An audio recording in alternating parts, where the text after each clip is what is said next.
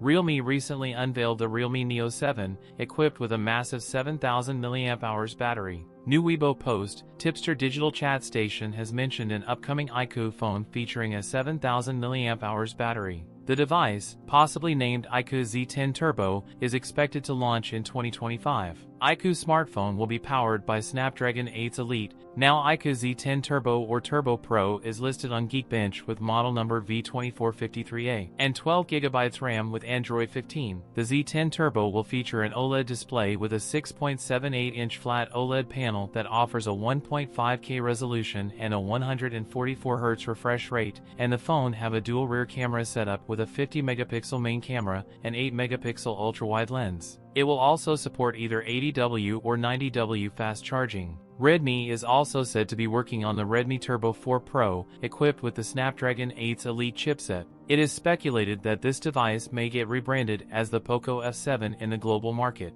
That's it for today's video. If you enjoyed it, don't forget to like, comment, and subscribe for more content. Thanks for watching, and I'll see you in the next one.